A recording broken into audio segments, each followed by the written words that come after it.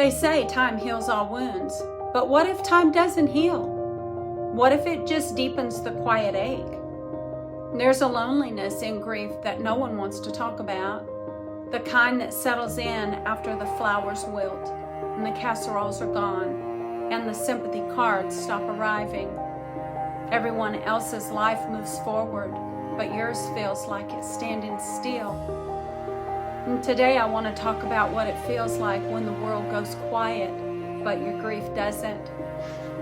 In the first days after Logan passed, I was surrounded by love.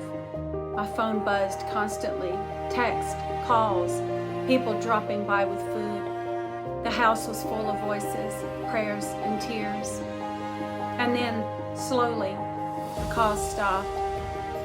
The texts became less often. The visits ended. Everyone else's world had returned to normal, but mine hadn't. I was left in the silence of an empty echo chamber where their comfort had faded, but my pain still remained. Maybe you felt it too, that stark contrast between their fleeting support and your persistent grief. That realization that what their lives moved on, yours still aches with the absence of the one you love. The thing about grief is it doesn't disappear just because the world stops talking about it. And for me, it became an invisible weight.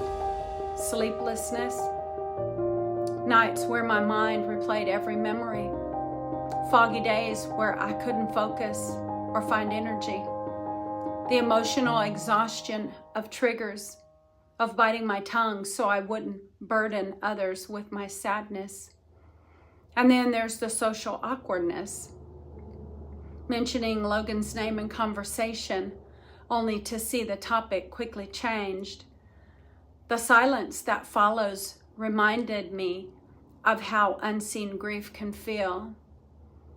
So how do we keep going when the outside world comfort fades? For me, it came down to these three things: a trusted few, the rare people who didn't disappear, who kept showing up, even just to sit with me in silence.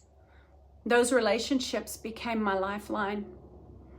Unexpected places, I found comfort in grief groups, online communities, and even through creative outlets like journaling and sharing Logan's story.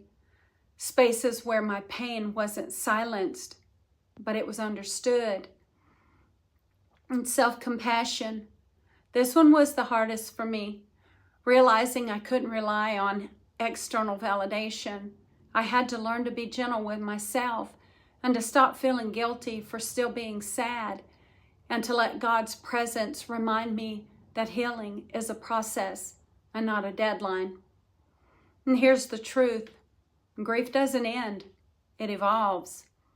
There are days that feel lighter, but then anniversaries, birthdays, or even random songs bring the ache right back.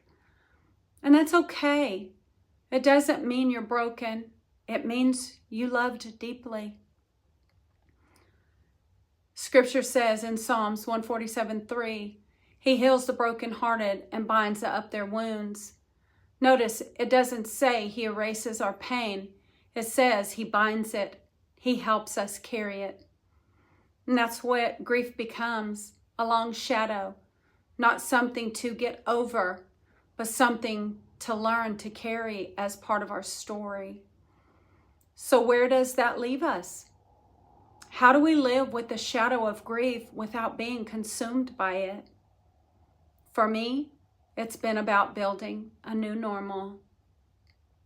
Rituals of remembrance, lighting a candle for Logan, visiting his favorite places, sharing his story often, and finding purpose, turning my pain into something that helps others, whether through writing, speaking, or simply being there for another grieving heart.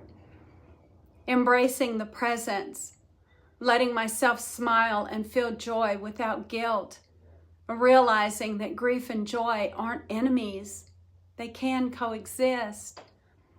If the silence after loss feels unbearable, know this: your grief hasn't been forgotten, your love still matters, and your pain is seen by the God who never leaves your side.